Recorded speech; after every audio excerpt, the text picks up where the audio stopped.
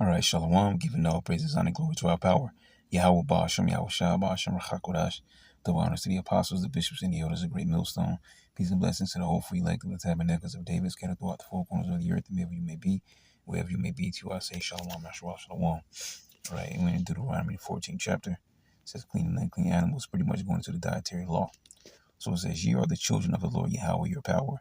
You should not cut yourselves, nor make any baldness between your eyes for the dead. All right, shaving your head or making cuttings in your flesh, like tattoos and, different crazy type of piercings and things of that nature. Now, of course, some of us have tattoos, but if you got them in the past, just don't get them anymore. All right.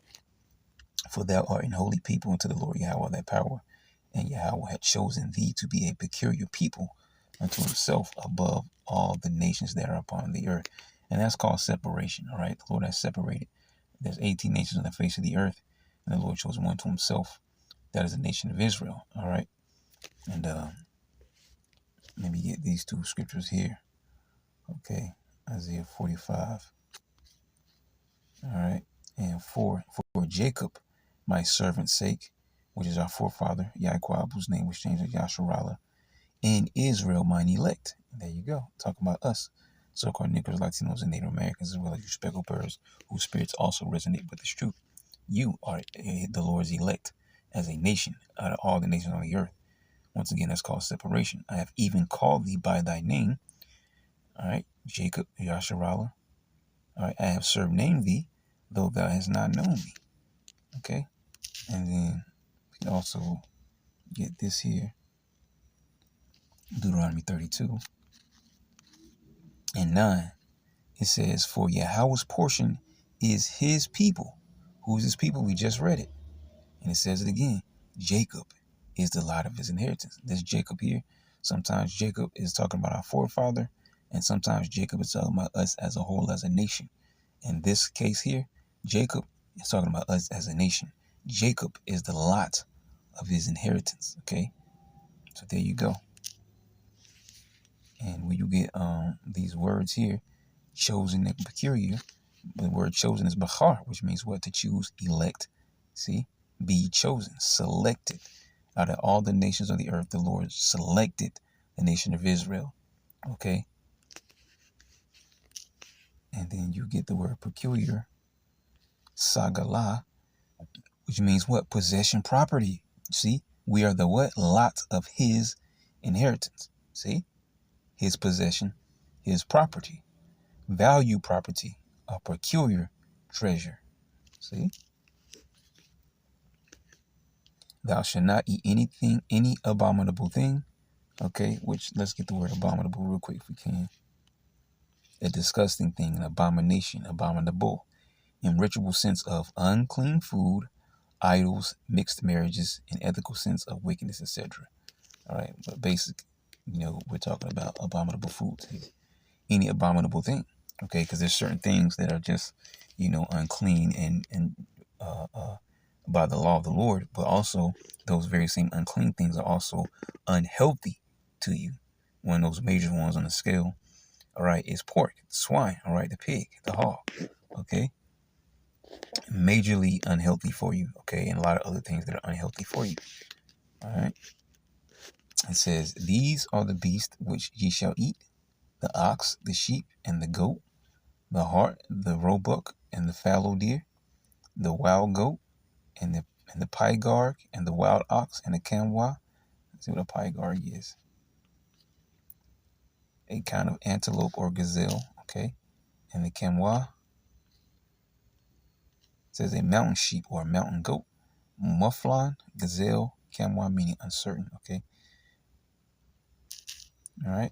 And every beast that parteth the hoof and cleaveth the cleft into two claws and cheweth the cud among the beast that ye shall eat. And what's the cud? No, it didn't give us anything.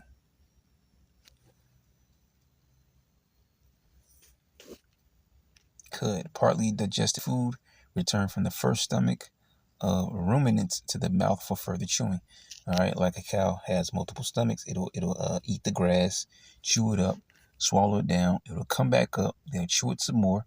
All right, break it down further, then it swallow it down, and then it goes through the digestive tract. All right, your intestines and stuff like that. Okay, so that's the chewing of the cud.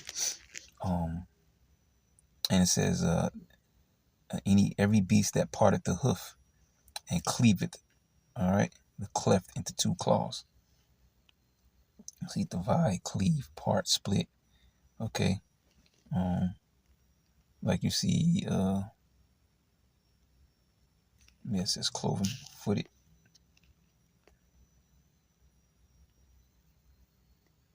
There you go, cloven footed, cloven hoof. There you go. See, there's different ones right there. Lion, cat, leopard, tiger, so on and so forth. Crocodile, turtle, horse.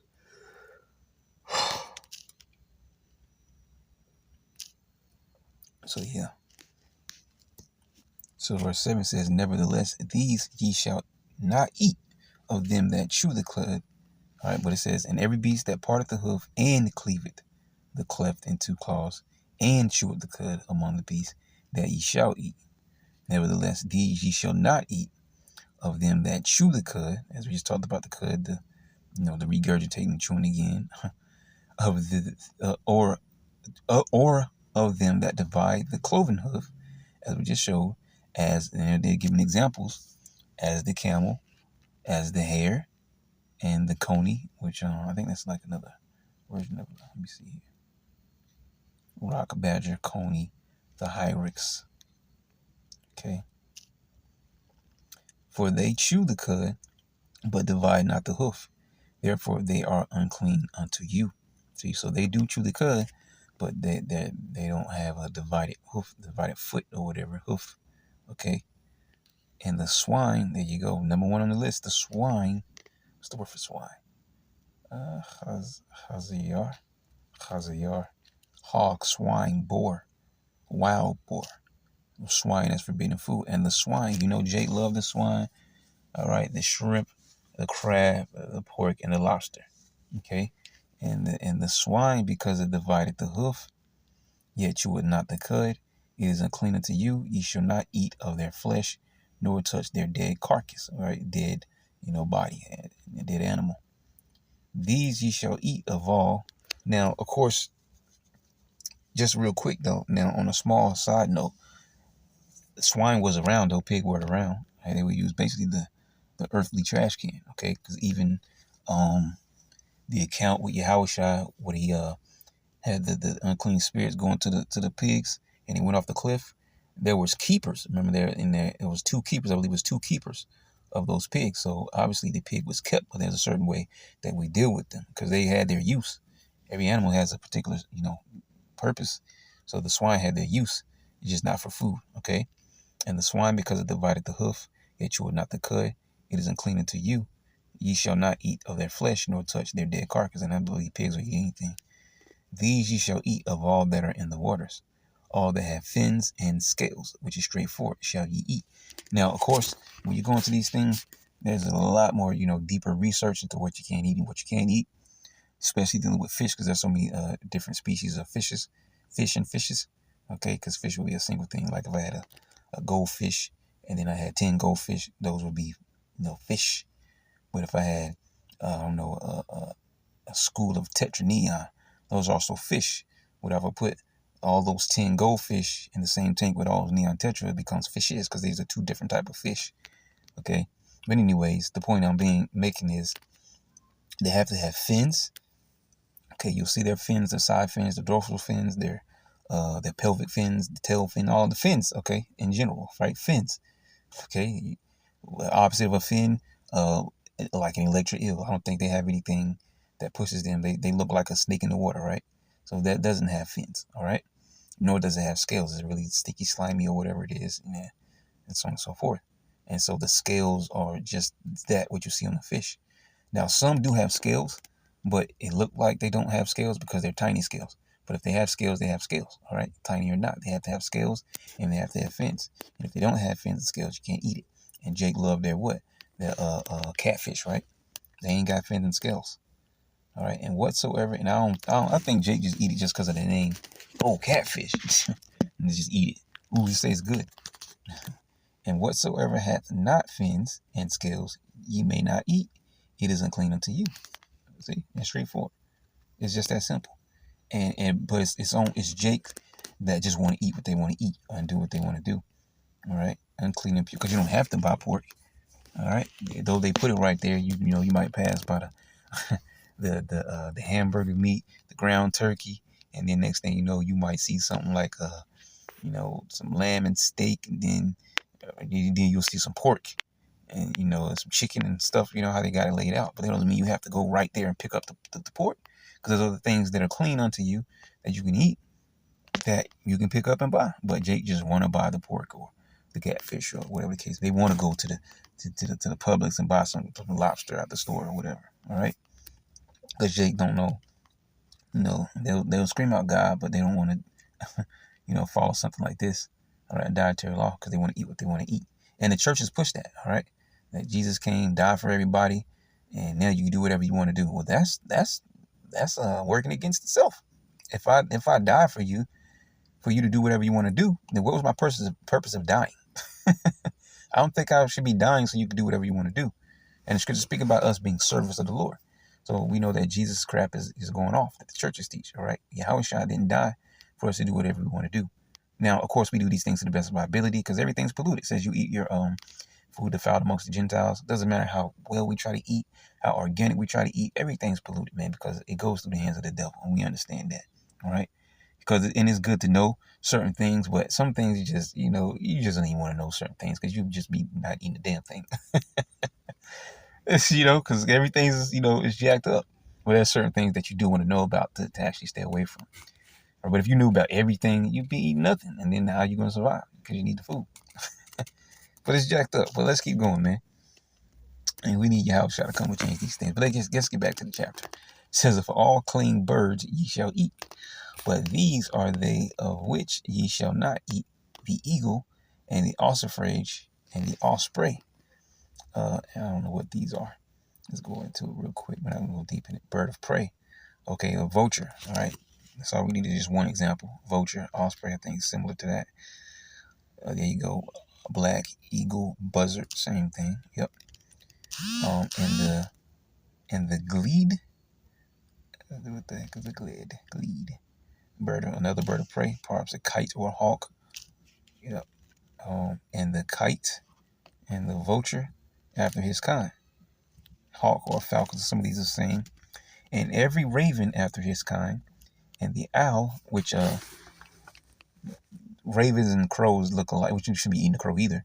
I don't think there's a crow you can eat. But the difference between a raven and a crow, because they both look the same, you'll notice that ravens are bigger, crows are smaller. Ravens can be huge birds, all right? And these are very smart birds too. Ravens as well as crows. Okay, for smart birds. But anyways, you can't eat the raven. All right, quote the raven nevermore. And the owl and the nighthawk and the cuckoo and the hawk after his kind. Ceremonial bird. A gull, a seagull, a sea mew. What the heck is a sea mew? And what I'm curious of what that is. A sea mew. Okay, a common gull. So it's basically another version of a seagull. So a seagull. All right. Yep. The little owl and the great owl and the swan. Okay. It says and the pelican and the I can't see it. Okay, and the gear eagle and the cormorant. All right, and the scriptures mention the cormorant after the destruction of Babylon, where it's actually Shalak. Bird of prey, probably the cormorant. And then to give us anything there. Cormorant. A large diving bird with a long neck, long hooked bill, short legs. Let's just give you the picture. I don't really care to read it. Okay, there you go. Okay, I've seen one of these before. Yeah. Cormorant. Okay.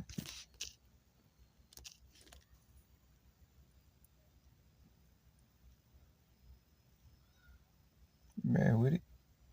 All right, cormorant.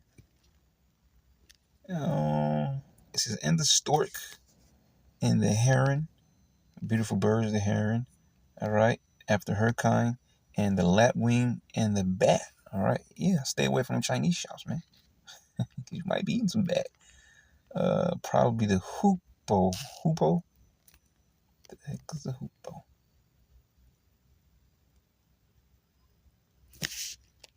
Salmon pink Eurasian bird. Oh, wow. Beautiful, beautiful bird. Beautiful bird. I wouldn't doubt that's the male bird. Because what you notice about a lot of these species of different animals, especially when you're dealing with birds, you notice that the males are more beautiful than the women because they'll have to, plump up their feathers or puff up their chest or something to try to get the attention of the female bird. So a lot of times the male would always be, actually look more beautiful than the females. Oh, look, see, there you go. See, point made. There you go. See? There you go. That's the female. I guarantee that's the female on the right, and that's the male on the left, because the male is always trying to gain the attention. Just like today, you try to court the women, you try to get the woman. Okay, animals do the same, and so the male species are always usually more beautiful than the female species because it's the male that has to try to court the female species to get that bird number.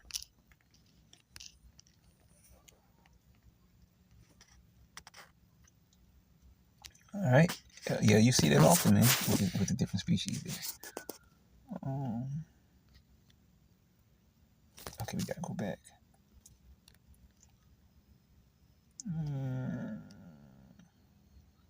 Yep, so yep, in the back, right, it says, and every creeping thing that flieth is unclean unto you. They shall not be eaten. Anything that crawls around, and so on and so forth, right? Sharatazaz is a word. Teemic or swarming things, creepers, swarmers, insects, animals, small reptiles, quadrupeds. So, that's straightforward. All right.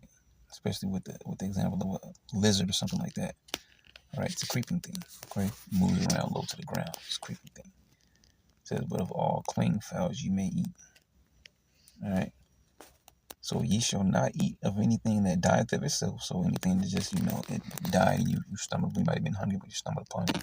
Can't eat it. All right, it's dead. You see, because a lot of times you'll see deer that already been hit by a truck, or sometimes, which usually you won't see a deer just died of itself on the side of the road. Yeah, probably going to a forest, but just trying to use it for example. If it just so happened a deer died on its own on the side of the road, you can't, oh shoot, deer, free deer, and go eat it, and, pick it up and eat it or something like that. No, you can't do that. All right, it died of itself. Thou shalt give it unto the stranger that is in thy gate. Now, when it says the stranger here, it's very important to understand there's different strangers, two different strangers. There's the Israelite foreigners, and then there's the heathens. All right.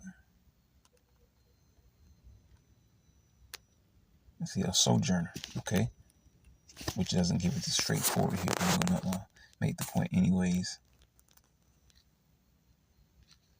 Yeah, they're gonna give us a straightforward definition we need. But anyway, it says, "Thou shalt give it to unto the stranger." So it's very basic to understand, knowing that this is talking about a heathen, because you may have a heathen that lives amongst us because they are a servant, a slave, or whatever. Because the whole law is going to tell the nation of Israel what to eat and what not to eat. So if it died of itself, and that's a fellow Israelite, well, they can't eat it either. So how could you give it? So obviously it's not talking about another Israelite. Okay, that stranger is talking about a heathen, man. All right, to some heathen, maybe do trade with the heathen nation, or maybe it's just servant or whatever the case may be. All right, so you get the point. Okay. So yeah, so unto the stranger that is in thy gates, that he may eat it, or thou mayest sell it unto an alien. See, just far off. Well, we may not have to be far off, but some like just reporting like a surrounding nation. In other words, because it's basically what we just said there, just in a different way. Okay, same thing we just said, just in a different way. All right, it says for thou art an holy people unto the Lord Yahweh thy power. Thou shalt not seethe a kid in his mother's milk. All right, eating that's the baby, or which is not called a baby. To boil, to cook, to bake, roast, ripen, grow. All right, to eat. All right, a kid in his mother's milk, because a kid is what? All right. See, young male goat kid. Hold on, bear with me. My thing just peaked off. So it says, "Thou shalt not seed a kid in his mother's milk." Right? Just eat the young goat. Okay, the one that's still drinking the milk or whatever from his mother. So Deuteronomy 14:22, "Thou shalt truly tithe all the increase of thy seed, that the field bringeth forth year by year." Okay, I mean, we went to tithe a 10th part of all your increase. Okay, as a matter of fact, if we get increase, okay, produce, products, your revenue, produce, yield, crops of the earth. Okay, usually income, revenue. All right, there you go. So thou shalt truly tithe all the increase of thy seed, that the field bringeth forth year by year. And thou shalt eat before the Lord Yahweh thy power in the place which he shall choose to place his name there. The tithe of thy corn, of thy wine, and of thine oil, and the firstlings of thy herds and of thy flocks, that thou mayest learn to fear Yahweh thy power always. Okay, we will always tithe to the Lord. And as we already mentioned in previous chapters, that's also how the Levites would get the portion, because the other 11 tribes had lands and stuff like that and substance, but the Levites had suburb cities. They, of course, they still had cattle and things of that nature, but they had suburb cities amongst the tribes. So they didn't actually have a land mass itself, but they have a portion, amongst the tribes, and they would pretty much be sustained through the other tribes, man. Okay, because they belong to the Lord. The lawyer, all right, joined to me. Okay, so the Lord would get his, and the Levites would get theirs, and it all came from the other tribes. It says, "And if the way be too long for thee, so that thou art not able to carry it, or if the place be too far from thee, which Yahweh thy power shall choose to set his name there, when Yahweh thy power hath blessed thee, then shalt thou turn it into money, and bind up the money into thy hand, and shalt go unto the place which Yahweh thy power shall choose." So, you transfer, you sell, transfer, I guess you could say transfer, sell, whatever it was that needed to be given as a tithe, all right, and then it'll be converted into money. Okay, and then you deal that way. Okay, it says, "And thou shalt bestow that money, see, for whatsoever thy soul lusteth after, for oxen, or for sheep, or for wine, or for strong drink, or for whatsoever thy soul desire. And thou shalt eat there before Yahweh thy power, and thou shalt rejoice, thou and thine household." So, keeping you from doing the heavy traveling, just convert it into money. You sold it, got money.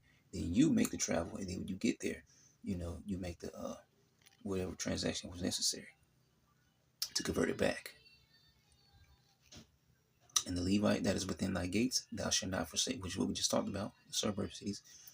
"And the Levite that is within thy gates, thou shalt not forsake him, for he hath no part nor inheritance with thee," meaning he has no actual land mass. He has suburb cities amongst all the other tribes' land. Okay, obviously he's part of the inherited Israelites, all right? So that's what that means. "At the end of 3 years thou shalt bring forth all the tithe of thine increase." All right, the same year, and yeah, I read it right. "And at the end of 3 years thou shalt bring forth all the tithe of thine increase, the same year, and shalt lay it up within thy gates. And the Levite, because he had no part nor inheritance with thee, and the stranger, and the fatherless," because you had, because these two are together, the fatherless and the widow. All right, they can be somewhat together, because it could be a woman left with children, or maybe someone lost both their parents. All right, it's possible. It says, "And the stranger, and the fatherless, and the widow, which are within thy gates, shall come and shall eat and be satisfied, that the Lord Yahweh thy power may bless thee in all the work of thine hand, which thou doest." All right, and actually got through that chapter quicker than I thought, but that's the end of Deuteronomy chapter 14. So Lord willing, you were edified, and that's now I want to say shalom.